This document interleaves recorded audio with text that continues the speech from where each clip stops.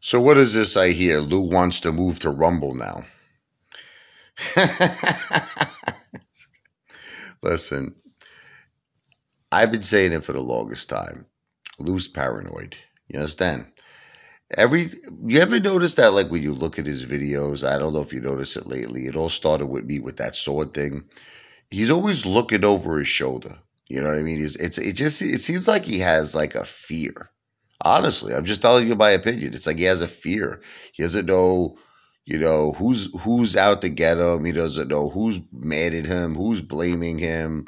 And he's always just, I don't know, it just seems very paranoid to me. I don't know. Maybe it's just me, but you tell me your feelings on it. And rightfully so. Look, you want to know what my biggest beef is with Lou? He never had a disclaimer.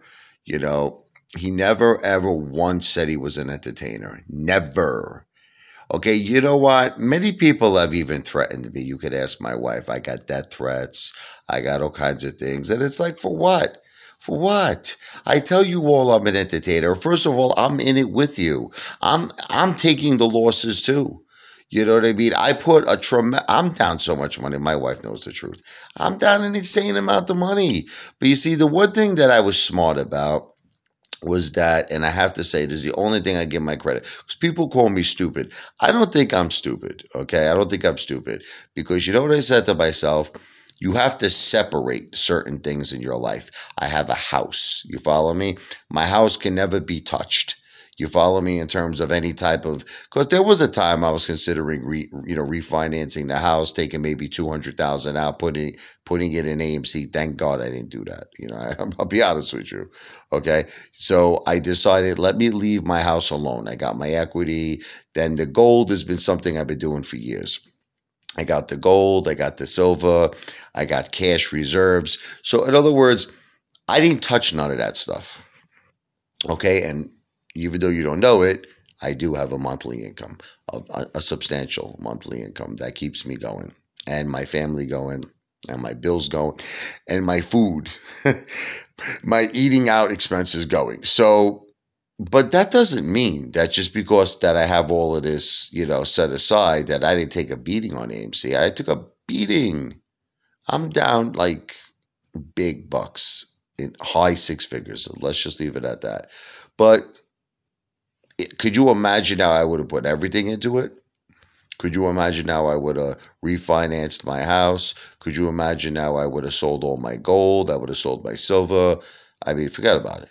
I would be out right now in Central Park with Lou with a can in my hand begging for money. Okay, so thank God I didn't do that. But it did teach me a lesson. You should never ever put all your money in the stock market. See, like moving forward, you know, like I think that you should probably just have 10% of your portfolio, honestly, in the stock market. That's just how I feel. I mean, that's just my opinion. You know what I mean?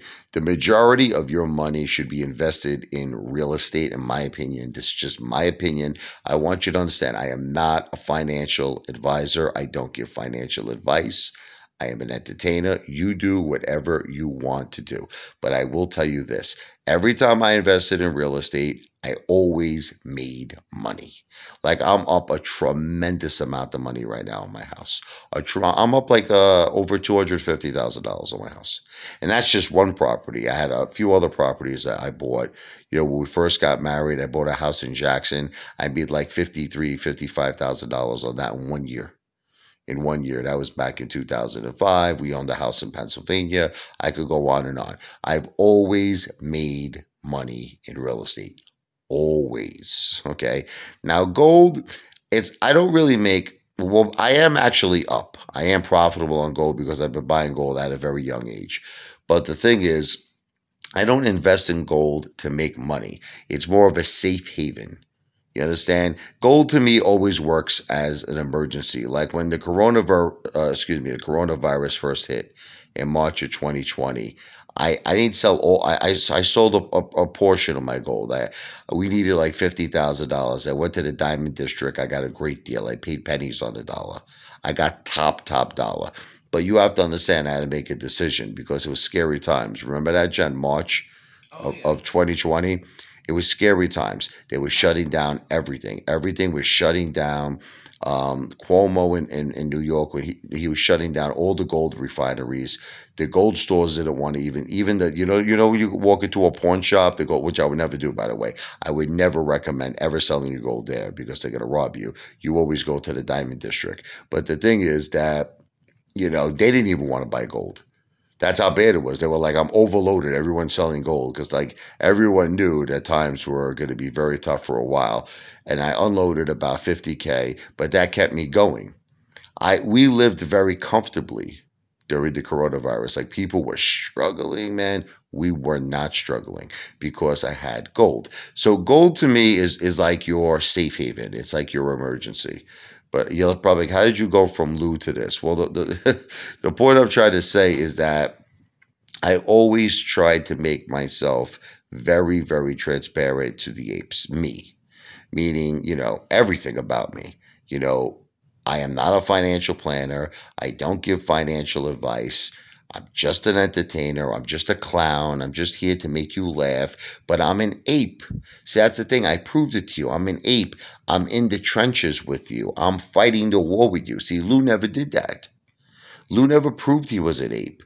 Lou never proved that he even owned any AMC. He's just some dude collecting a fortune on YouTube. He's making a fortune on there. I'm not making money on YouTube. He's making money on YouTube. Guy's making hundreds of thousands of dollars a year. And it's like, for what? For him to tell you Walt Disney stories? For him to play good cop and bad cop? For him to struggle for content that he's showing videos of him taking his medications? I mean, for him to be lost in a hospital in a basement that looks like Freddy Krueger's friggin' basement. What is this guy making all this money for? The guy doesn't invest in anything. The guy doesn't own anything. The guy's a complete fraud. I'm like leveling with you. But for some reason, I don't know why, he keeps getting all of these views. It's like people watch this friggin' buffoon. Okay? For what? He has proved time and time again he doesn't know what he's talking about. Listen, let me explain something to all of you. You think it's some kind of jealousy thing. I am not jealous of Lou. I'm jealous of Mr. Beast. You want to know who I'm jealous of? Listen to me. Mr. Beast. That's who I'm jealous of.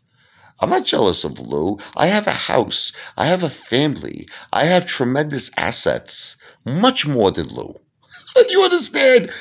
On Lou's greatest year that he made in YouTube, multiply that by 4 and I have it, okay? Listen, what am I jealous about Lou for?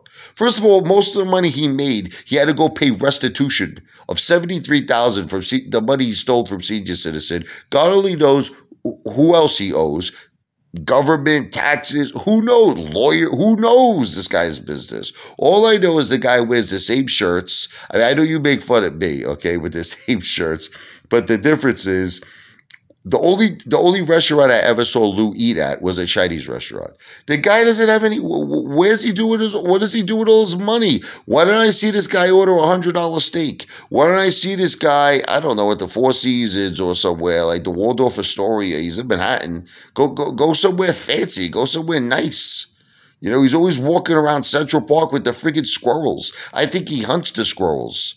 So I think he barbecues the damn squirrels. It's either that or he takes all their nuts. Listen, the guy comes across like a homeless bum. That's it. He comes across like a homeless bum. But like I said, I would have no problem with Lou if he was just honest.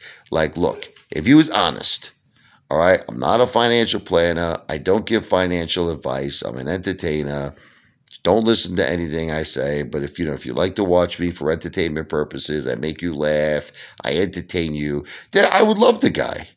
I would love the guy. He's the greatest thing since sliced bread. But the thing is, he doesn't come across that way. He comes across like he has secret connections. He comes across like he's getting all these insider tips from everybody. He just got off the phone with hedge funds and all these big traders. The word on the street is this. The word on the street is that, you like Tyrone's meat. That's the word on the street. There is no word on the street. Things are wrapping up. No, you're getting wrapped up by Jamal. There is nothing wrapping up. The guy doesn't know what he's talking about. He's a friggin' storyteller. He's a pathological liar, and I can't stand him, if you want me to tell you the truth. But with that said, I'm not a financial planner. I don't give financial advice. I'm an entertainer. AMC and Ape to Pluto.